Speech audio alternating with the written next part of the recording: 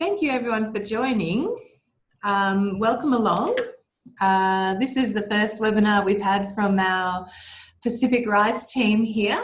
We're pretty excited about using this technology to get you all together and to share some information, some rich gleanings from the various rounds of scoping missions that we've had before. For those who don't know me, I'm Mary James. I'm the Facilities Manager here at Pacific Rise. I've already spoken to many of you over emails, which is a lot of the way we do business here, but also some phone calls. So fabulous to have you all here today. Today we are hoping to talk to you about the round 4 scoping missions, but essentially it is a lot broader than that. It's about the lessons we've learned from the work so far and some tips that we can share with you, and a lot of extra information on gender, which is our particular area of expertise and interest.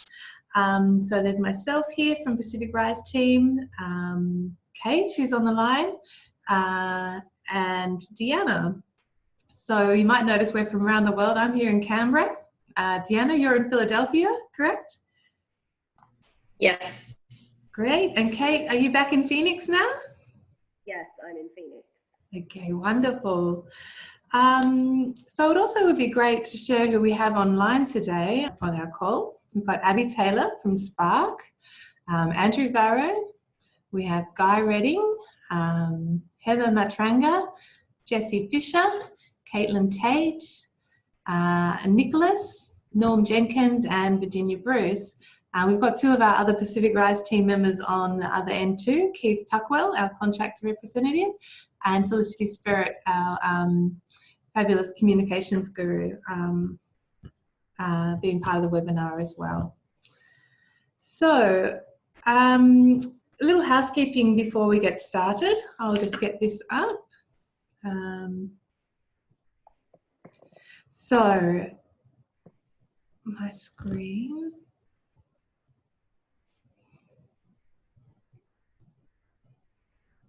We have our welcome and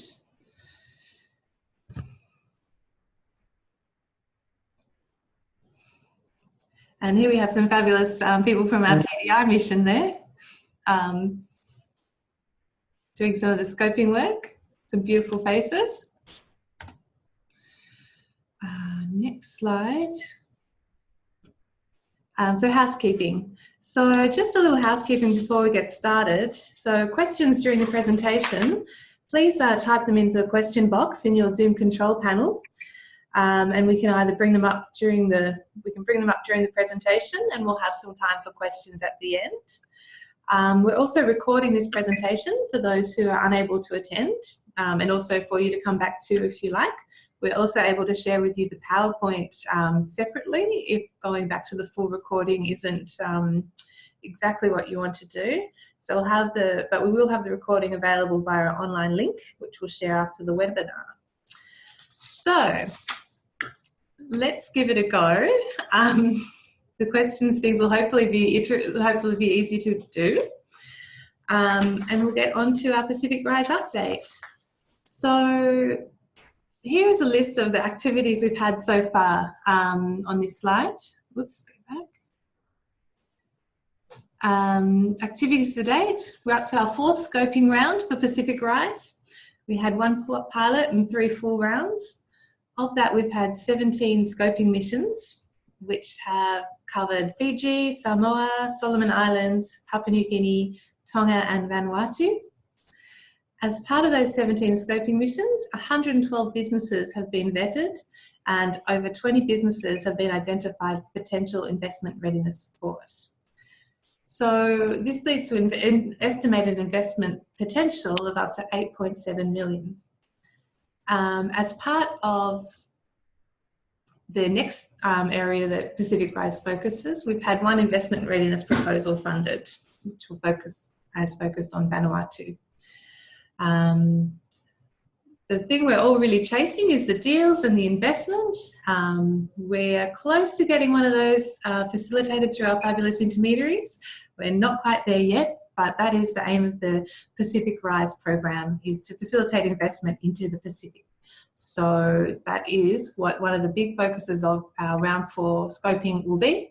The ability to demonstrate that you can line up your scoping with investment in the future, in the near future. So I'm now going to turn over to Deanna, our fabulous M&E specialist, and Deanna will highlight what we've learned so far and provide you with some tips to make your applications and scoping work more successful. Thanks, Mary. Hi, everyone. As Mary mentioned, Pacific Rise is really focused on building a pipeline for investment by June 2019. So to be successful in round 4, we really recommend explicit and deliberate applications which are focused on and can demonstrate what the potential is for achieving investment by 2019. Because the applications are really the design of your scoping mission, I'm going to cover tips which will help you both in the design but also in the implementation of your scoping should you be successful. So what does this mean when we say explicit and deliberate applications? It means 3 things. We want to see more targeted scoping, we want to see a line of sight to investments, and we want to see all of that wrapped into a clear proposal. So for more targeted scoping, Pacific Rise is actually moving from an explorative phase to an action phase of its programming. We've learned a lot about the Pacific business environment so far from the work of you, our intermediaries, and now based on what you've told us, we're refining our strategy and leading towards funding scoping missions that can demonstrate the achievement of investment by June 2019. When we say more targeted, we really want to see scoping missions focus on outcomes. So scoping missions should be designed with a clear outcome in mind, namely to find investment potential opportunities and to identify specifically what's needed to move those opportunities towards investment. Designing your scoping missions and thus your applications with this focus will help you be more successful in the application phase, but also during implementation. The second thing about more targeted scoping is that homework helps. If it helps to do your homework and in your application to demonstrate to the approval committee that you've done your homework regarding where and what you want to scope and how it will actually lead to investment. Pacific Rise does consider how much research and network building you've put in during the application phase to identify potential opportunities, as this means your scoping mission activities will be more streamlined and more efficient. We also recommend scoping only one country at a time. Given the differences between countries, the travel time and the travel costs between countries, the time it takes to build relationships, and that you only get 6 months to do a scoping mission, we strongly encourage only scoping one country at a time rather than multiple countries in one mission. This allows you to be more focused on, again, the outcome and also to be more efficient in your scoping activities. And lastly, we also recommend using Pacific networks. Local partners add strength not only to applications, but also to scoping missions, namely for their ability to assist in both finding opportunities and understanding the country context. When you do name local partners, please be clear in your application on which you intend to work with, what your relationship will be, and how they'll be involved. Fiji, Vanuatu, Solomon Islands, Samoa, PNG have all been scoped before, so if you're considering those countries, Pacific networks could be a great way to find new opportunities that aren't just the obvious ones. In the second area, we talk about line of sight to investment. So here in your application, we really want to see strong investor engagement. Pacific Rise wants to know which relevant investors you've already identified and how you will engage with those investors during the scoping mission. So Pacific Rise will consider how strong your links are to investment and investors, even if you haven't engaged any yet. And we want to actually see in your application how you will engage investors throughout your scoping mission. It should be well thought through how you'll engage your investors, and for the questions in the applications which pertain to your investor engagement, we actually want to see a tangible description of actual activities that you'll do during the scoping mission, because these activities will also have time and resource implications, and they should be reflected in your budget. We do understand that sometimes you may not want to pitch opportunities to your investors during the scoping, as it might be too early. However, we do want to see opportunities realize investment by 2019, so at least we want to see you begin engaging interested investors throughout the scoping mission. And lastly, for the proposal, we'd like to see a clear proposal which outlines objectives and measures of success. So specifically, what outcomes do you want to achieve by the end of your scoping mission? And a little hint here, Pacific Rise wants to see a clear plan and timeline towards investment for any opportunities that have been identified at the conclusion of your scoping mission. Pacific Rise would like to see a well-documented and explained approach. So what is your approach to this scoping? What are you actually going to do, and why is it going to work? Also, if you've completed a previous scoping mission, we'd really love to know how your previous scoping experience has informed your current application. And for applying a gender lens, as Mary mentioned, it's a really important part of Pacific Rise. We do offer calls with Kate and Joy, our gender advisors, during the application stage so that you can talk through how you can apply a gender lens to your scoping mission. We really recommend these calls because in the application, Pacific Rise and the approval committee expects to see detail on how you will apply a gender lens, not just that you will apply a gender lens. Also, we've seen that applications that have clearly thought more about how they will apply a gender lens seem to do better overall in getting approved, and also are more successful in the scoping mission in applying a gender lens. And really, everyone here is learning, so you can start small and keep in mind this support is also offered during your scoping mission to help you manage through the how. So Kate and Joy are available to consult with you throughout the scoping mission. The bottom line is we really don't want you to figure out everything on your own, so take advantage of this support. And Kate will be talking more about this, which she presents after me. And then the last area for your application is value for money.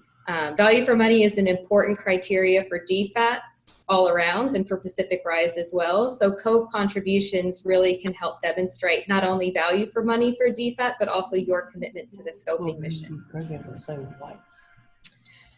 And then I just wanted to cover a few other tips for a successful application and a scoping mission. These are kind of uncategorized. The first one is consider logistics. Keep in mind that travel time and travel costs within the Pacific are high. So within one country, even getting around can cost a lot and take a lot of time. Flights between islands can be infrequent or unreliable. Trips by road are subject to road conditions and weather, and trips by boat may sometimes require a strong stomach, a good sense of adventure, and your own life vest. So do your homework and plan and budget accordingly for the travel time and travel costs that you expect to incur.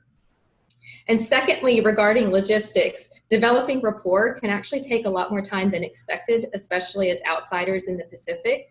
So make sure you plan enough time on the ground in country, either through multiple visits or a longer visit.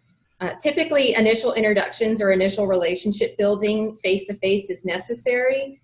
People might not be willing to set up meetings in advance via phone or email, but that doesn't mean they're not willing to meet. There's just a little bit of a ranking of order in communications in the Pacific, and it starts off with in-person, then phone, then email and Skype. So the longer and the more time you allocate in country, the better you can build those relationships. And next, when in doubt, talk to Pacific Rise, talk to any one of us. We're here to help, and we want to have plenty of successful scoping missions. So if you have questions about your approach, about your application form, about which Pacific networks to talk to, about gender lens investing, in-country, logistics, cultural norms, or even how to pronounce somebody's name, please don't hesitate to contact us to talk it through at the application stage or during implementation. And that being said, don't hesitate to collaborate with each other. Your work as intermediaries is not necessarily mutually exclusive, and ultimately we're trying to build an impact investment market in the Pacific. So collaboration is really great when it makes sense for you. So we've had intermediary scoping, as Mary said, already in PNG, Fiji, Vanuatu, Samoa, Solomon Islands, Tonga. So don't be afraid to reach out to each other to discuss ideas, collaborate, or even get tips. And if you want an introduction or not sure who to reach out to, you can always, again, contact us and we'd be happy to facilitate any intros. And then lastly, I want to, again, going back to the outcomes, we really want to focus on outcomes in this round. Not every business or opportunity is suited or interested to progress to investment readiness or even to impact investment at this moment in time. And while we'd love to take the time to develop all potential opportunities, we need to stay true to the mission of Pacific Rise. So during your scoping, we'd like you to clearly assess not only the interest for investment and the potential for investment readiness, but also the specific needs, the time frame to investment, the risks to getting there, and the sustainability post-investment for the businesses that you're talking to.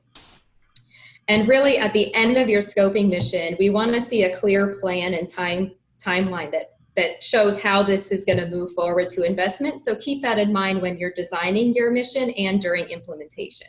How funny is that thing around who's the first TTI office?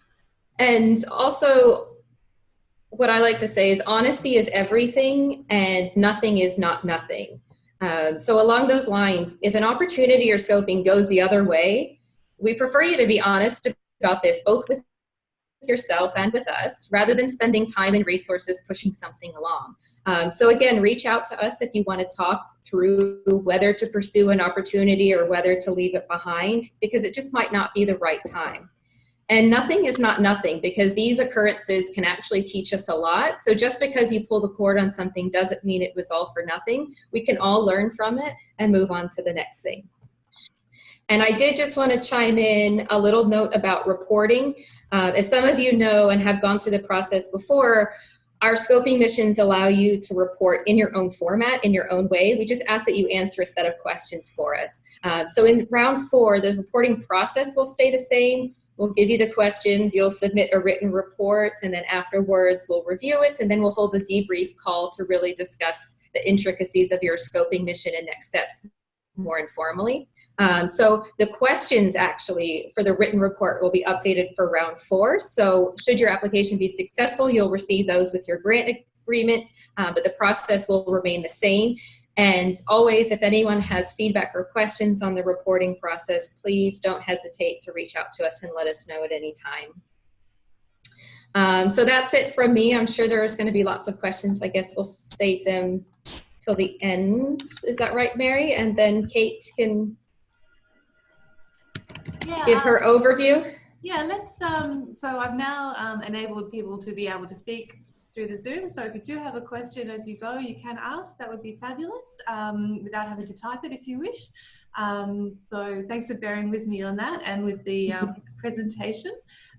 Yeah, so why don't we move to our Gender Lens investing part of the program, and also just feel enabled to ask questions related to the content as we go when you see a relevant pause in the speaking.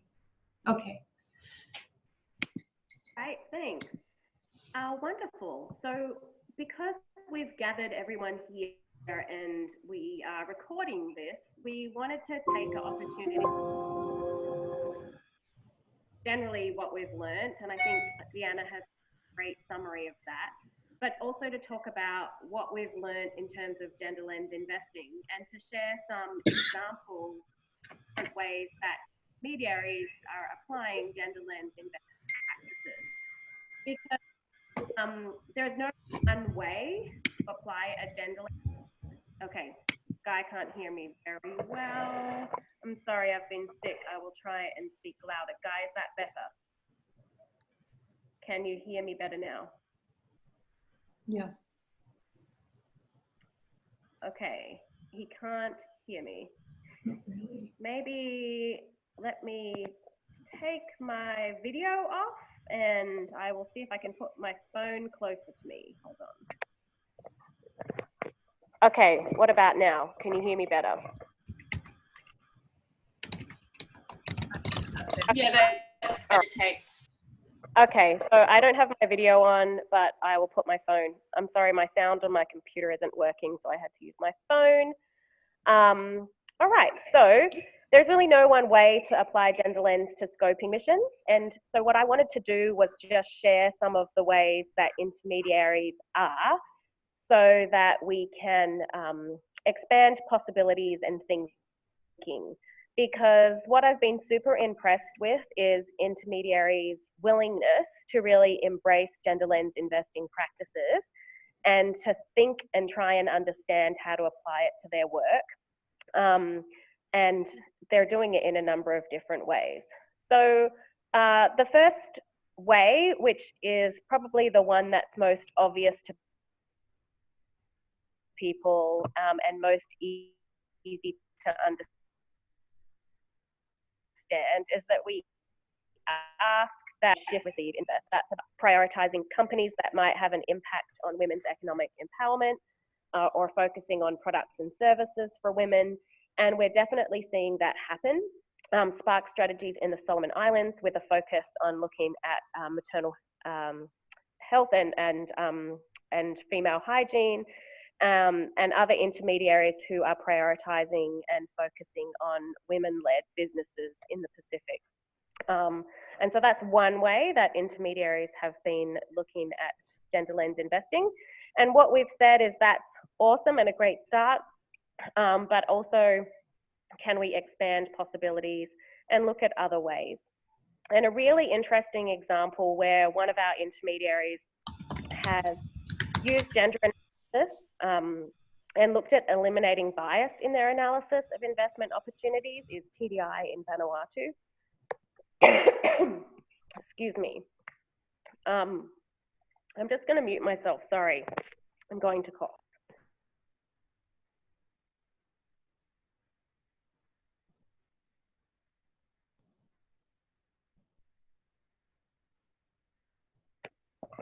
Okay, sorry about that. So, Alpha Fishing is one of the companies that they had been looking at in Vanuatu. And the company provides ice and bait. It buys 100% of the catch for fishermen at above market prices, and fish are sold to large international hotel chains in Port Vila. The remaining catch is used by Alpha Fishing, and they provide small seafood packages at a nominal price to women from low-income families who use about half to feed their families, and they sell the other half either directly or they make soups and curries or other products. And so when TDI were originally mapping the business, they had originally discounted the part of the business that was selling to women, thinking that it wasn't profitable. But when they used a gender lens to reshape their initial biases, they actually found that this part of the business was potentially more profitable. And so that's just one example of how we can use gender analysis to eliminate bias. And I'm very sorry, I need to cough again. I have been unwell. I totally apologize for this. Just hold on one second.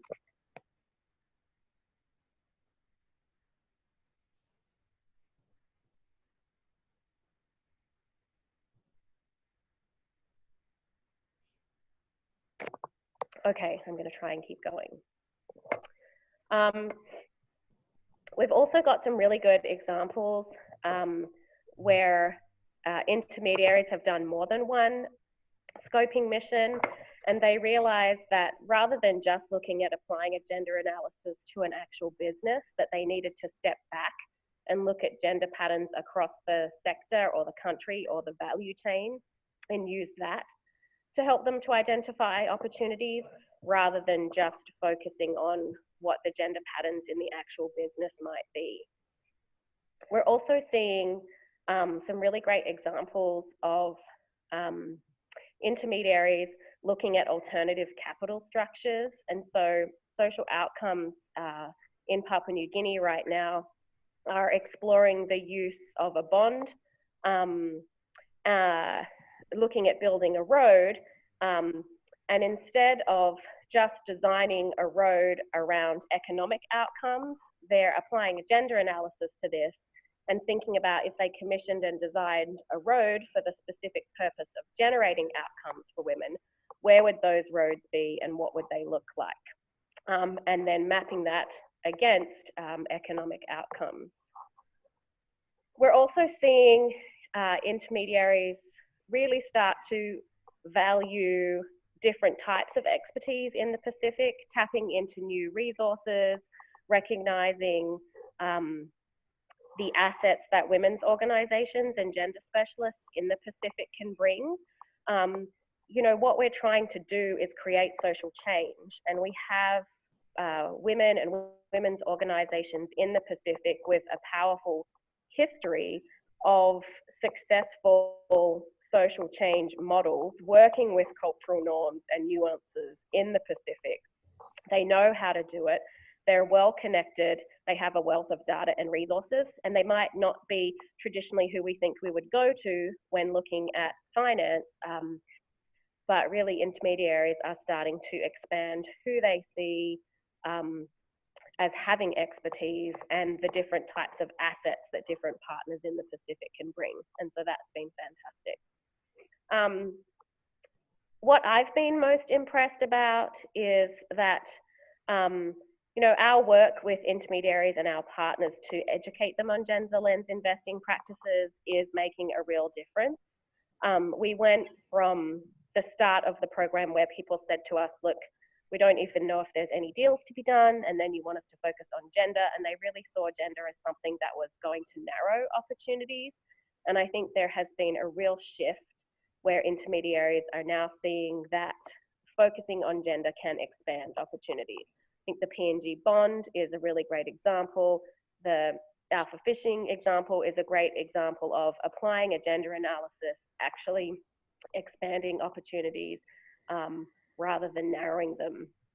And I really want to re-emphasize what Deanna said, that overall, the applications that pay greater attention to gender have tended to be better applications overall than those that haven't done such a great job on gender. And people that are using the calls and who are tapping into the opportunities to work with us while you're developing the applications, it makes a real difference. That's what we're here for.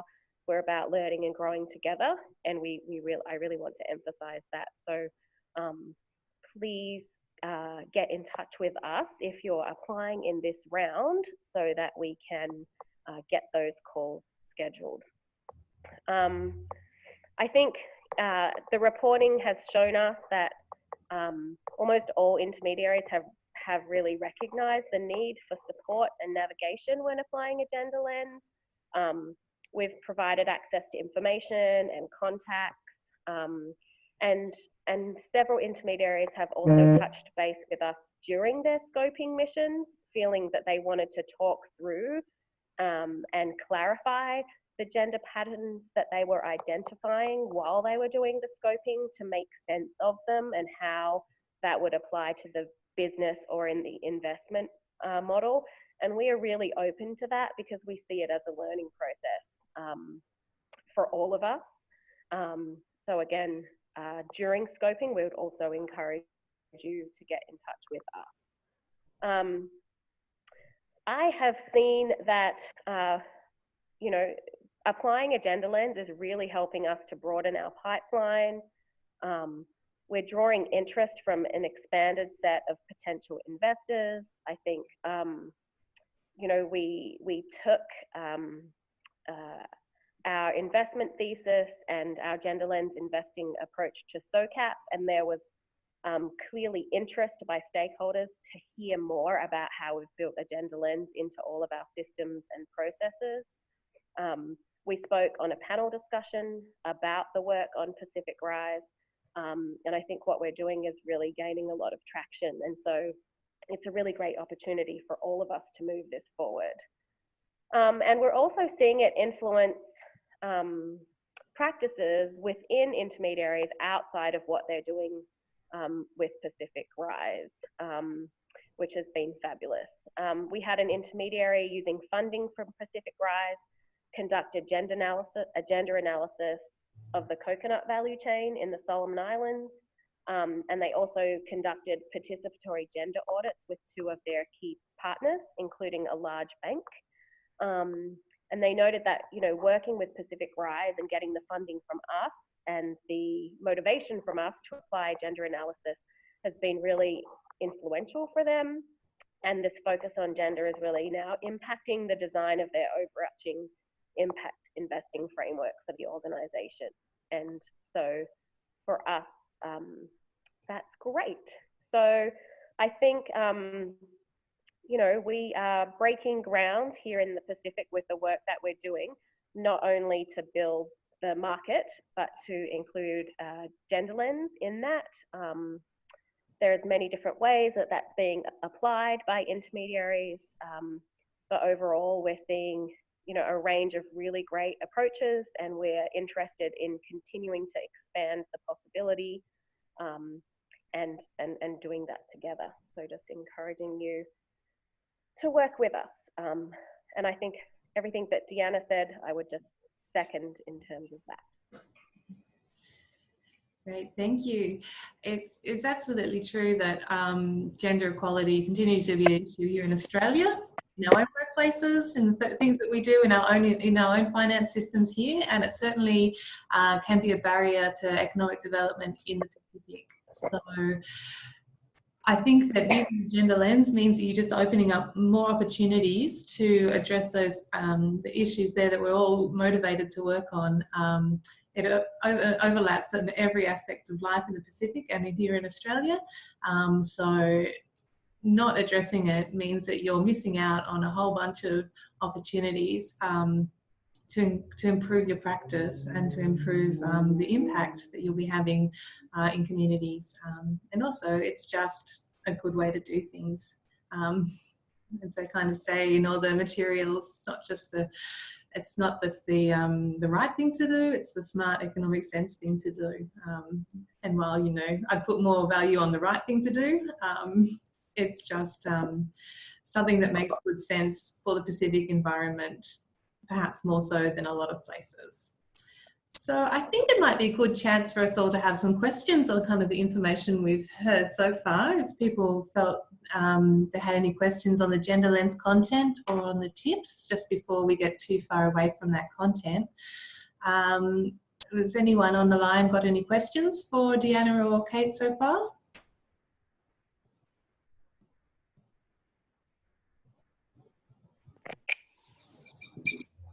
It's Virginia here.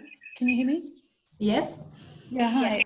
Yeah, look, I'd be interested to ask in context to gender lens. In the area that we're working on in the creative industries, we've got a lot of female-owned SMEs, and a lot of the work is already being done by women. And so I often struggle on how to explain what I think is already part of the DNA, the gender DNA of what we're doing.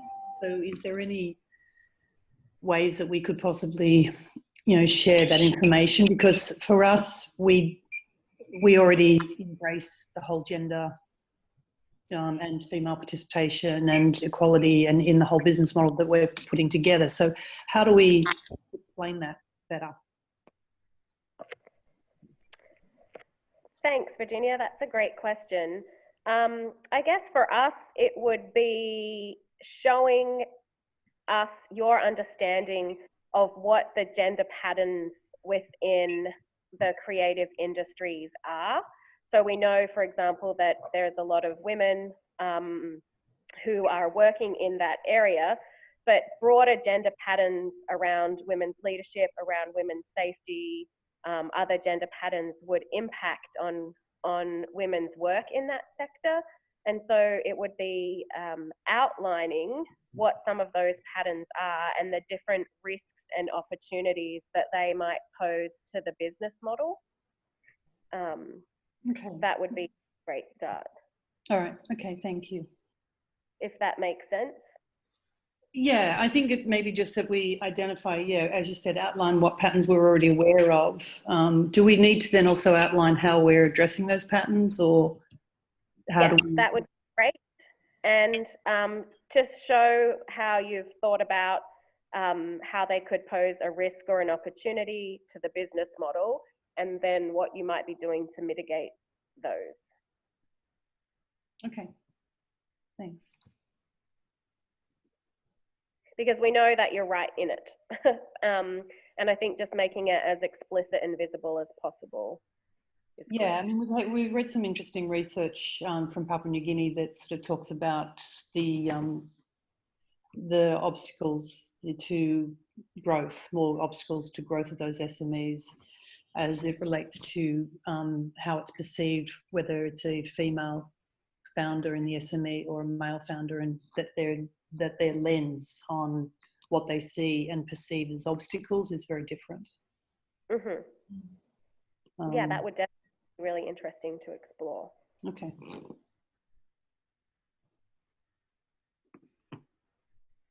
All right. Thank you.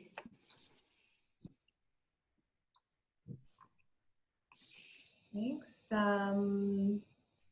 So no other questions just now. We can move on. We'll have time at the end, of course, to come back for any questions. And of course, if you'd like to follow up by email or on the phone, you can as well. If you have a particular curly question that you think that the rest of the forum doesn't need to hear, then you can always give me a call or email me, or the Gender Lens Investment Advisor or the Gender Advisor, and we can go from there. So now we've talked a little about what's happened so far in the program and had some tips from the scoping missions, what we'd like to see in applications, what's worked broadly, what we'd encourage more of. We've talked about Gender Lens investing and the support we can provide through our gender advisors to improve and explore the gender aspects of your work. I thought it'd be interesting now to kind of set the scene for how things are, where we're going with Pacific Rise over the next 18 months and how this scoping round fits into driving towards our strategic goals for the program. So now Kate will talk about how we're moving forward, and we'll spend some time looking at our investment thesis, our areas of focus, and how we are working with Pacific Rise and you as our intermediaries to build the ecosystem in the Pacific for impact investment. So back to you. Okay, thank you. Okay, so our investment thesis. So when we first started out, one of the key questions that we endeavoured to answer is what would make investors want to invest in the Pacific with a gender lens? And I think as part of this, answering this question, we've developed an investment thesis to articulate to investors why they should invest in the Pacific and to help them to understand the different types of opportunities and potential capital flows in the Pacific. As I said again, when we started, people were a little bit hesitant about investing in the Pacific, and there was a lot of discussion around all of the reasons why we couldn't or shouldn't, or the different challenges. And as intermediaries, we know that you've been coming up against some of those during your scoping. But part of what we're here to do is really engage people with the possibility.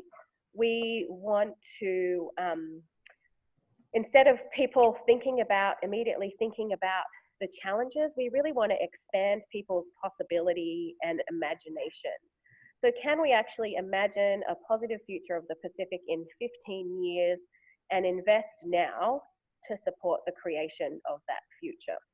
And so we did a little bit of research and analysis. This hasn't been like a long, in-depth research process, but we kind of looked at 6 different trends that we thought were relevant to investors who might be interested in the Pacific, and 6 different trends that would help us to explain the possibility of investing and engaging in the Pacific. And so we first launched and road tested this with investors at SOCAP in September 2017. We've updated it to reflect feedback, and then we've had workshops with some of you in Australia as well, so I know that many of you are familiar with this, so I'm not going to go into too much detail. But the 6 trends that we are exploring are resilience in the face of climate change, looking at value chains that produce unique quality, capturing and expanding the value in the informal sector, political stability, strength in the domestic labour and purchasing power, and connected technology and transport. Because we know that donors and other players are already investing in a lot of this.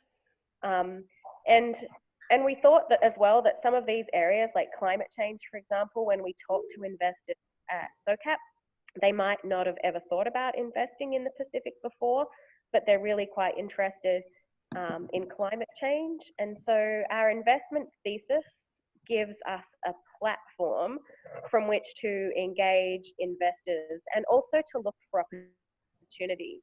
Because I think what we've learned over the last 18 months is that in addition to just looking for existing businesses, that Pacific Rise as a program can do more to build opportunities.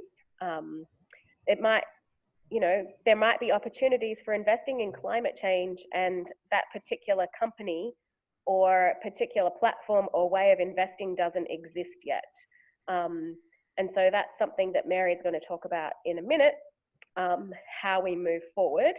But the investment thesis really gives us an overarching framework for the types of areas and things that we want to think about in moving forward with Pacific Rise. So the other thing to mention would be that the investment has been informed by gender analysis. So there, if you want to go to the next slide on the thing. So gender analysis has informed each of these pictures of so for example, one that we can all relate to and one where intermediaries are already doing work is reshaping value chains. And we know in the Pacific, women are hidden influences in most value chains, and a lot of development projects and other projects haven't really valued and supported women's role in the value chain, but we know that it improves productivity and reliability. And so we're seeing intermediaries doing gender analysis of value chains now when they're looking at investment opportunities. So we're seeing that the gender analysis that we're doing can really enhance the opportunities that we've identified through the investment thesis as well. So going to hand over to Mary to talk about future directions and the investment thesis. Why I went into that a little bit now was just because that really frames how we're moving forward in a little bit of a different way than we've been doing the last 18 months. Absolutely. And you can access the investment thesis online at our Pacific Rise website. There's some further information there about it if you haven't already been to visit that part of our site. I think there's an interactive presentation, a little bit more detail. And so have a look at that when you kind of come to the part of your scoping round form where it says to kind of nominate which part of the investment thesis is kind of the best fit for the work you're doing. We'll be really kind of, when we're considering the scoping proposals at the approval committee, we'll kind of be looking at to how your proposal addresses the investment thesis and can help the Pacific Rise to achieve that thesis goals there.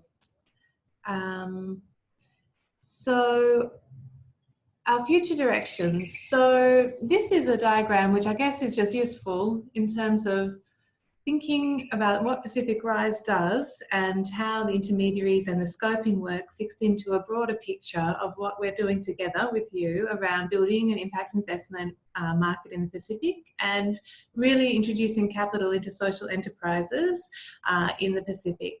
And so if I had a little pointy stick, I'd point to the kind of finding opportunities is kind of a lot where your work will fit in, but also this kind of building opportunities side of things. So we look at, well, in terms of the distinction between those two items, they're fairly similar, but the building opportunities is kind of looking at the emergent opportunities rather than the existing deals, and kind of looking at the the situation around the businesses and the situation around the social enterprises that we can contribute to.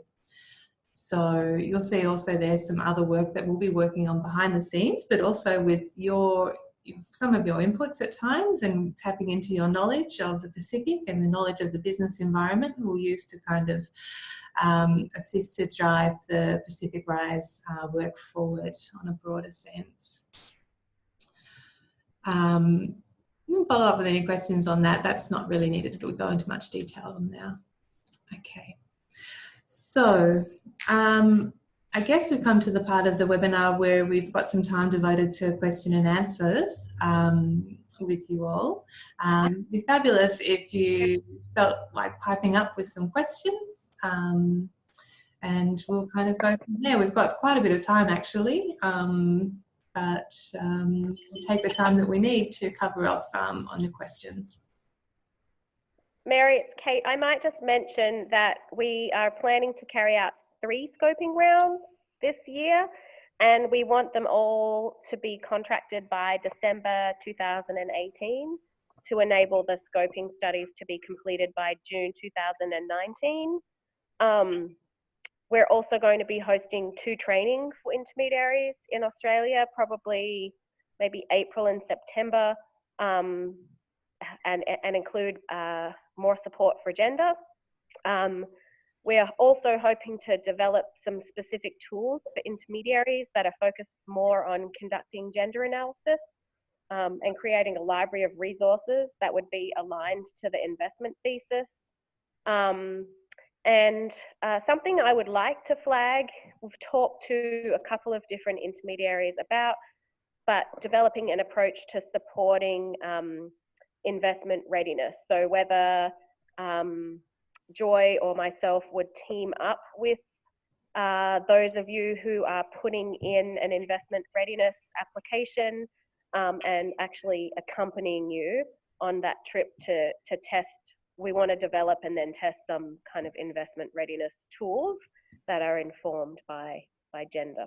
So before we jump into questions, sorry, I just wanted to mention that. We're also hopefully going to be doing some more work around capital mapping, looking at different capital flows into the Pacific as well. Thanks, Kate. That is true. So we should have 3 rounds for the remaining of 2018. So if you're thinking you need a little bit more time to kind of work on your application, or you'd like some more feedback, or there's certainly be more opportunities this year to have those proposals considered by our approval committee here, and to have the opportunity for funding past the 2nd of April, which is our big deadline for the scoping round 4. So it'd be great to kind of talk to you, to make time to talk with each of you around kind of how you're thinking about taking on this scoping round, or if it's an opportunity you'd like to pursue in the next 6 months up to the end of 2018. We're certainly here to kind of talk to you about what you want to do and how the best way you can achieve it. And so if that means taking a little bit more time to kind of really consider different aspects of your proposal, to develop them further before they're kind of ready to go, then we'll certainly be here to kind of offer that support, rather than kind of just saying, here's the cutoff, rush it in, and then there's no more opportunities. So I think it is something that we should all think about, is that we have more opportunities this year beyond the 2nd of April as the cutoff for round 4. As you know, the investment readiness rounds are an ongoing round, and you can apply at any time for those. So that is a separate stream of funding and just continues throughout the year. So that's how that situation works. And if it's okay, I wanted to talk a little bit more about building opportunities, because I think gender really fits in here.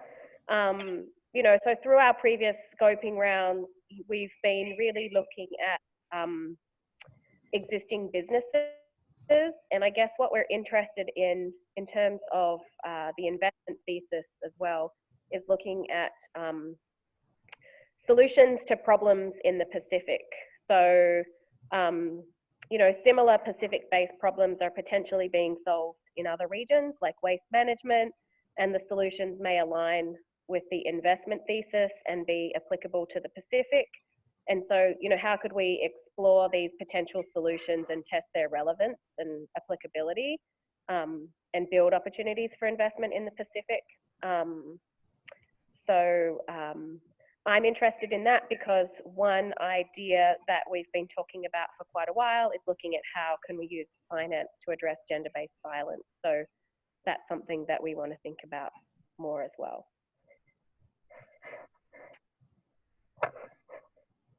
Can I just ask, with the concept of finance to address gender-based violence, do you have any thoughts around how that might work? What we're doing right now is working in close partnership with Criterion, who, you know, that's the think tank that Joy has founded. Yeah. And they've actually dedicated 20% of their time and funding to look at gender-based violence. And so they have a couple of projects that they're implementing right now, looking at different screens for companies, different model portfolios. So it's definitely a complicated topic, and we don't have all of the answers, but we're trying to put together different frameworks, different things that are already happening right now. And that's part of the work that they're doing. And so bringing that to Pacific Rise. So I know that when we, Joy's working with a company that already has a portfolio focused around solutions to gender-based violence. So yes, we're still quite nascent in our thinking, but it's something that we want to take forward. And as you know, the rates of violence against women and gender-based violence are unacceptably high in Australia, and especially in the Pacific, particularly in the countries that a lot of you guys are scoping. And so even just raising that issue and thinking about how we can address it and how we can kind of mainstream a gender approach, response to gender-based violence into the missions that we do, just having awareness of that these communities are highly impacted by violence, is a good starting point around asking the questions about how finance can respond. So acknowledging that it's an issue and that it's everybody's business to be responding to it. It's not just meant to just going to fall on the shoulders of the woman who's experiencing violence. It's something that we're all aware of and open to shouldering some responsibility around when we are looking into communities and working there. Is a really interesting starting point.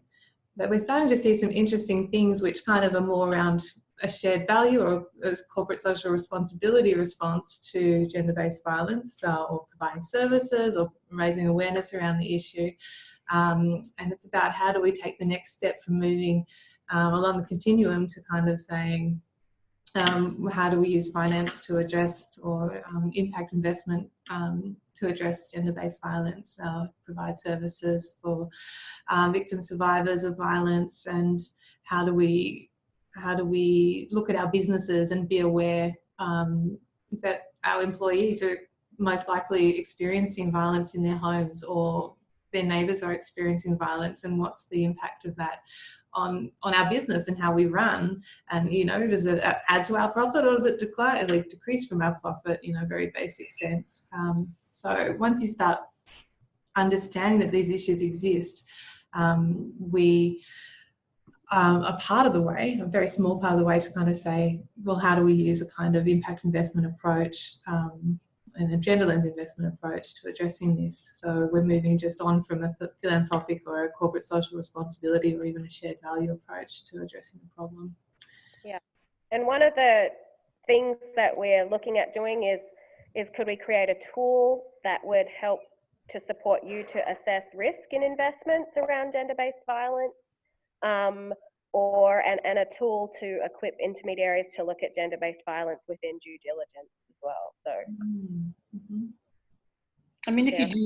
if you do identify gender-based violence with inside a business or inside a community that's doing it, is there a tool to work out, or is there intermediary or partners that you could bring in to address the issue? I mean, given that it wouldn't be a core competency of ours to necessarily, we might be able to recognise it, or we might be able to identify that it's happening, but how do we actually do something about it? Absolutely. And that's why we've started training women's organisations in the Pacific, because they have a track record of developing effective solutions to address gender-based violence in the Pacific. And so training them to understand finance so that, you know, we can partner you up as part of that investment readiness funding. And I think, you know, a first step as well is, you know, you can recognize that it's an issue and a risk for the business. And so when we are providing technical assistance for investment readiness, we're not just thinking about the traditional support that we might have thought about around business, but we actually know we need to do something about the risk around gender-based violence. So in our investment readiness application, we can include that as one of the areas that we will address, you know, and we can link you with a local partner to do that. Okay, so we could do like a gender-based analysis, and then if as part of that analysis violence comes up as one of the issues, then it could lead to the right partnership to be put in place to work alongside what we're doing, so that that issue is being looked after or taken care of as the businesses are being developed. Yes, Okay. absolutely.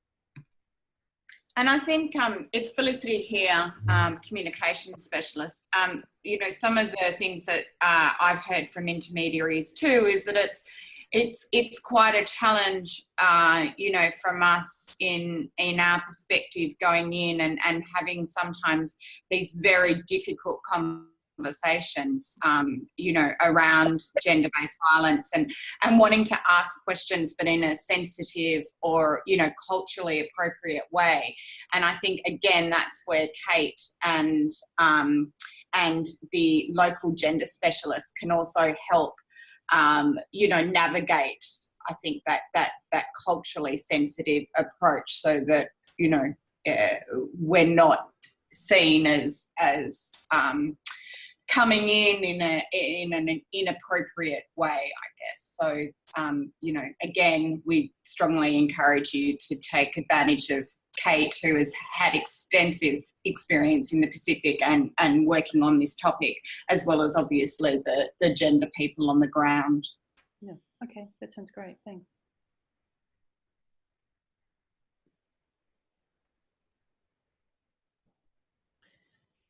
An opportunity for some other questions from the participants in the webinar. There must be something you're interested in finding out more about.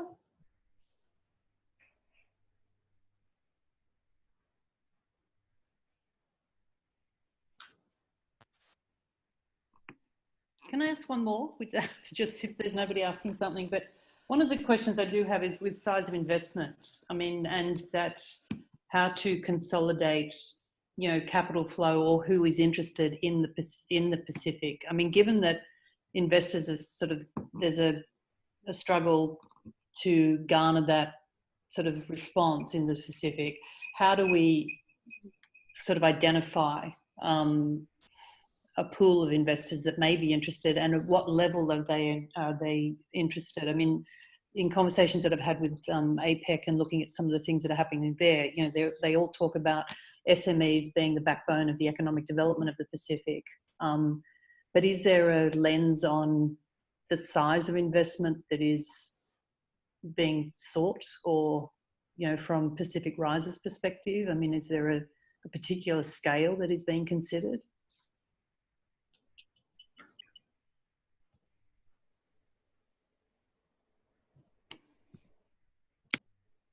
Oops, sorry, hang on, back again. I can have a go at answering this question, obviously. So with the scoping work, I think we're open to what you can propose as to the size of investments that can be brought into the Pacific from what you've found out through the scoping work. the size is really up to what you find and what's appropriate. I think any investment would be recognised as an amazing achievement, particularly with the types of social enterprises and businesses that are in some of the smaller countries. So I think that there's as a diverse answer to that question as there are the businesses that are out there and the types of finances that they all are seeking to somewhat pass the buck. Does anyone else from my team have any better insight into that?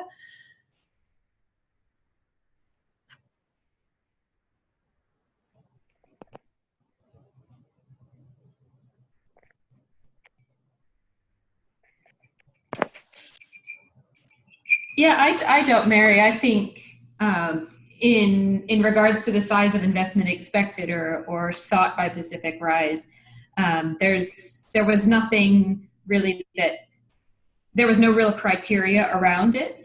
As Mary said, it's more about what opportunities you're finding, what's appropriate, and where there's the willingness to invest in those opportunities.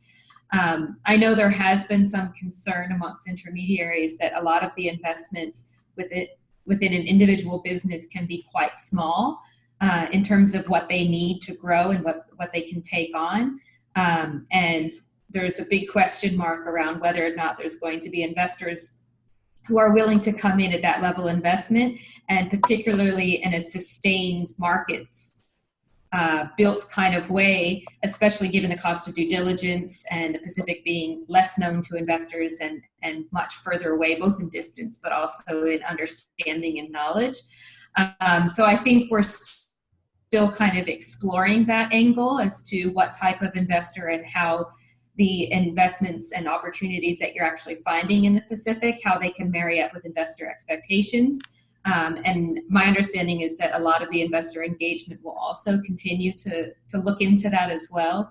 And if there's ways that we can share some insight into how to make sure that you're targeting and seeking the right investors, as much as we can provide insight and help out. But it is something that we're kind of looking at ongoing, and we don't have a real clear answer in terms of who and how to target and what the best fit is. And you'll see on our little diagram in terms of, moving forward, and we should put a caveat around that we're still, waiting for approval from DFAT for our work plan for this year. But you'll see one of the little boxes talks about a brokering platform. And so I think what we've recognized is that, the way that we've sort of been engaging to date is intermediary kind of goes and finds a deal that might require a certain type of investment or investor. But as we get broader, and especially if we move more into the building opportunities instead of just finding opportunities for existing businesses, that some deals might require collaboration across multiple intermediaries and multiple investors. And so is there a role for Pacific Rise to create a platform of organizations outside the existing intermediary A provides funding to business A to broker deals across a capital map that a single intermediary couldn't put together on their own. So there has been some discussion around this. It's not set in concrete yet, but it's something I think we're sort of realizing that we've done a number of scoping rounds and quite a number of individual businesses have been identified. And we're realizing that it may take a longer time frame to continue to develop a pipeline of individual businesses. And so what role is there for Pacific Rise to be, I guess, doing broader building of the market? And so this is one of the areas that we're looking at. Mm-hmm. Okay, yeah, no, I think it'd be helpful, definitely. To sort of consolidate, as you said, consolidate and work with other intermediaries and but also consolidate and work with other investors to understand what their interest level is and sort of who's interested, potentially interested or has the appetite to look at the region. I mean, just at that as a starting point filtering that would be helpful. Mm-hmm. Yeah, and when you take an issue like, gender-based violence, there might not be, an investor interested in funding a single entity, and that entity in itself might not be able to take tons of capital. But what if we invested in all of the organizations in the Pacific that are doing work on gender-based violence, and the funding for them was pooled together? One example, we've talked about the Me Too movement in the United States. So what if you invested in a whole bunch of companies that were experts on addressing sexual harassment in the workplace, as an investment opportunity? So. Yeah, no, it sounds good. Thank you. Okay, I've got a question from, would I like to answer this question live? Yes. So a question from Guy Redding from on the line. I'm not sure if I need to read it out or if it's gone up, or maybe it looks like I've answered it. But Guy, you're wondering about the link between Pacific Rise and the Genesis Fund, the Genesis Impact Investment Fund, and you're wondering how you can become involved or be connected up to the fund. I understand the Genesis Fund is related to TDI, is that right? Is that their fund? Yeah, it is. Yeah, it is. So we certainly could introduce you to them. Pacific Rise doesn't have a formal relationship with the fund, but we know that they are doing good work out there and certainly an available pool of funding. So perhaps we could help you to make some connections there.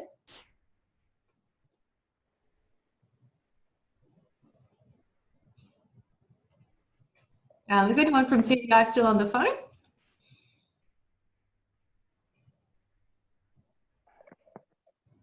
Okay, thanks, says Guy. Fabulous.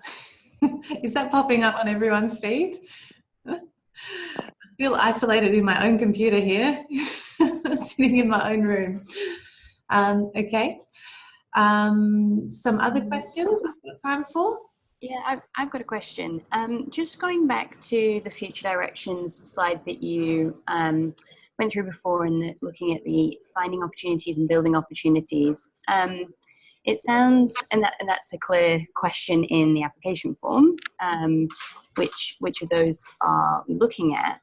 But it sounds to me from what we're saying that at this point, there's not too much interest from Pacific Rise in the finding opportunities element, and actually this is now that the program's now very much focused on the building opportunities given the timelines involved, etc.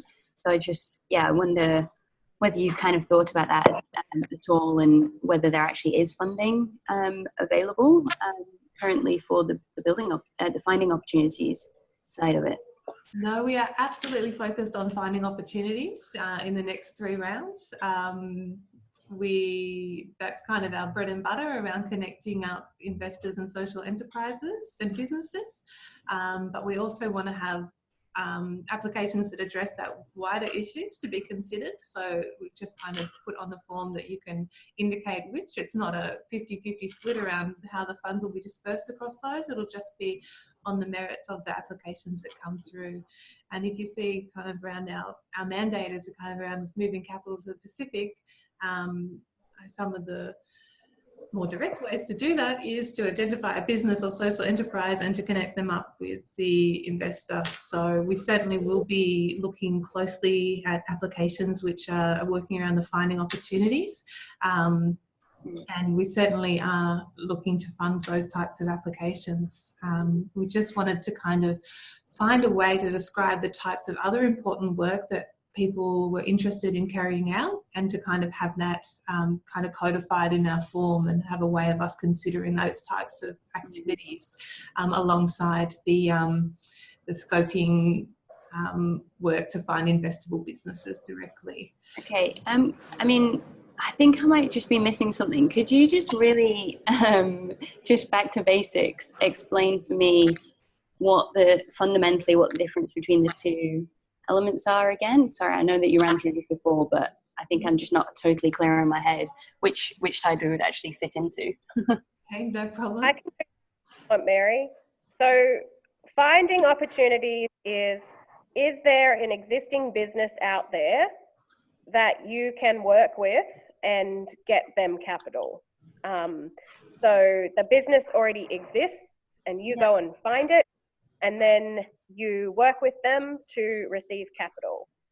So that's finding opportunities, and that's really been our bread and butter. That's what we've been doing, is finding existing businesses. The second is building opportunities. So this could be solving a problem, like, for example, waste management. There could be solutions from other regions that might work in the Pacific. And these kinds of, like, the company might not exist in the Pacific, but there might be a company doing something elsewhere. They might be looking to expand, or it could be an issue that requires a solution. There might not be a company that exists right now to take capital,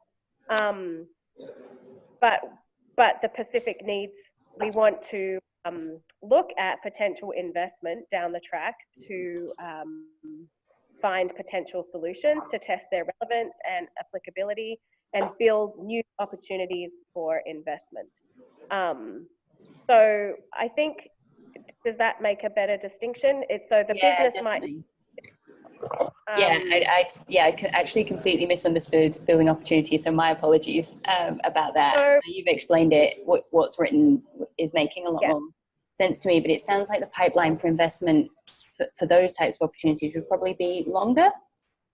Yes, but I think a lot of the same lessons, if you're putting in an application for this, would apply, that Deanna was talking about. Like, we still want you to show that you've done your homework, that you have some good ideas, that you've really got a good knowledge of, of the issue. I kind of always think of the movie The Castle, where he's in the court and he's sort of just talking about, well, it's just like the vibe of it. Like, we don't want applications where there's just like, oh, we think like we could maybe look at this and we've got this, it still needs to be outlined in some detail. We do understand that the timeline for investment would be longer, but what we recognized was,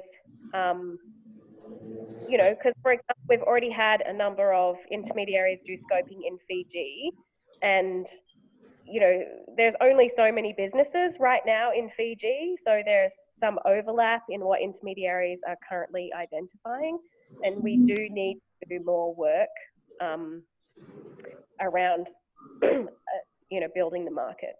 Yeah, okay, perfect. Thank you. That really is helpful. No problems. And we need to do that alongside just getting some investment into some businesses as well, because that was originally the goal and the aim, and what we're still working towards. I think that will be a feature that will characterise a lot of the successful proposals this round, will be that there's just a really kind of clear flow through the thinking, the issue identified, your networks, and that there is an actual opportunity or an investor that you can connect it up to in the future.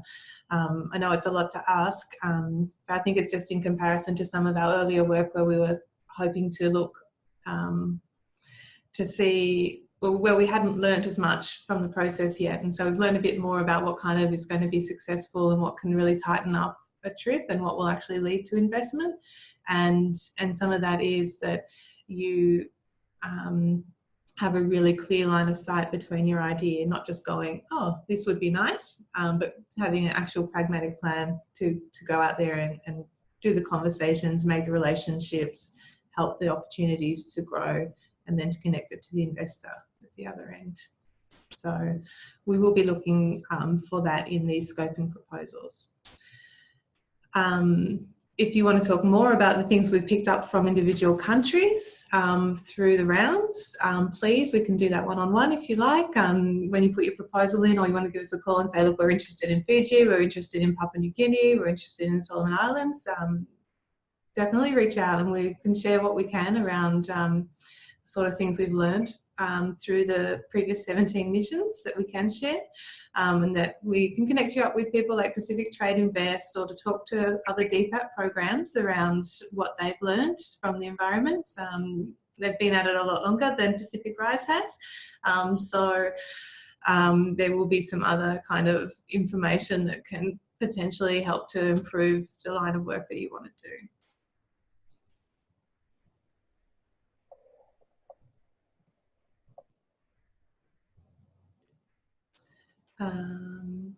Any more questions?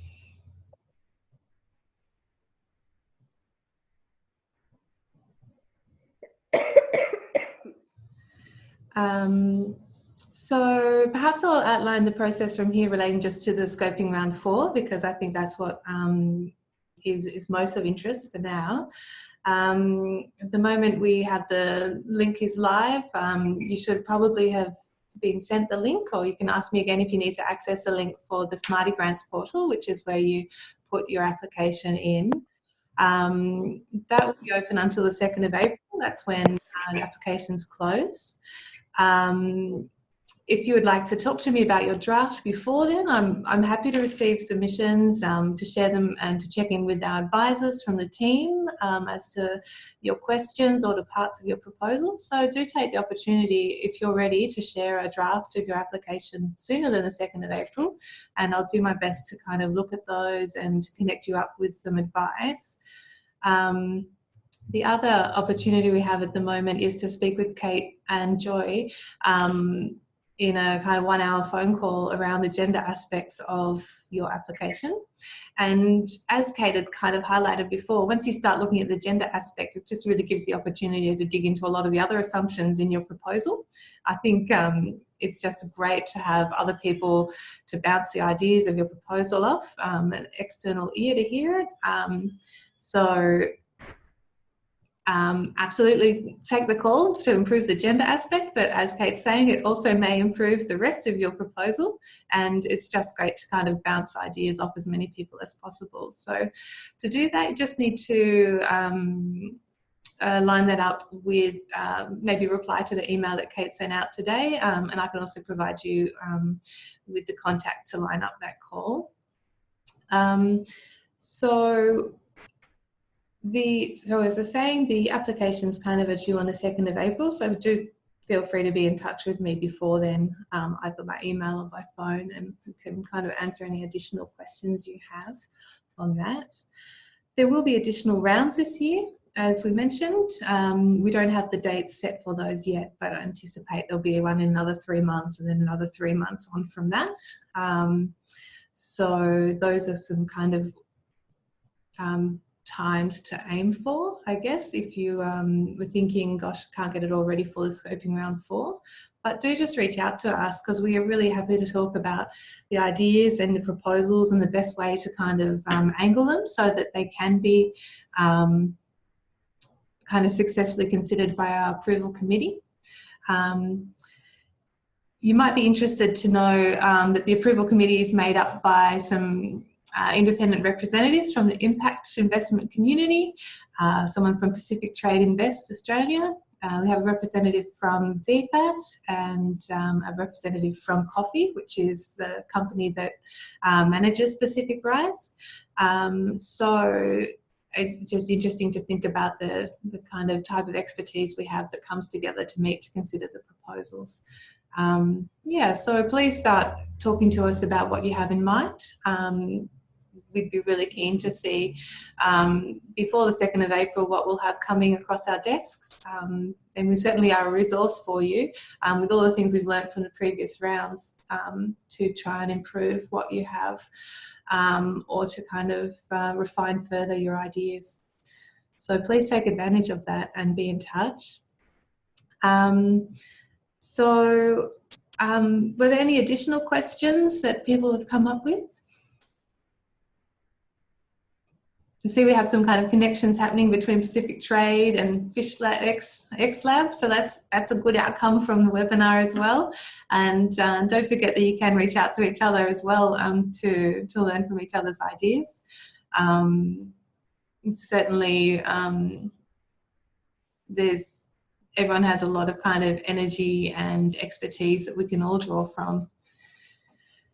So, okay. So if we don't have any more questions, I guess that just leaves me to kind of thank you all for participating today, for joining us in the webinar. It's the first one we've run, as you know. We think it's quite a good way for us all to broadcast a bunch of ideas to you. And certainly if you had any feedback, feel free to send it through. But you can also reach out to us by email or by phone, and we'd be happy to talk to you at length about your applications and about Pacific Rise in general. So what we're going to do with this webinar is to have it available. We'll have a link for you and we'll have it up until the 2nd of April. But we'll also have the information from the PowerPoints that we can share to you just over the emails if you like. And applications close on the 2nd of April, as you're saying. But yes, at any time, just send us an email or reach out by phone, and we'll be happy to kind of answer any further questions that you have or look at your applications with you. Yeah, so perhaps that's our cue to kind of finish this all up. Unless there was some kind of parting words of advice from our other specialists on the line in the panel. We'll certainly send out the link from the presentation to everyone. So perhaps we can go from there.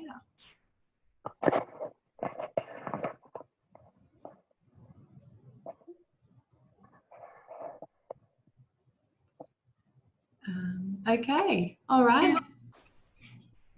Thanks very much, everyone.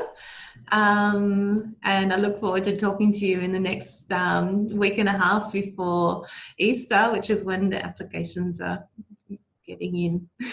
Anyway, as always, give us a call anytime. Thank you. Okay. Thanks. Thank you.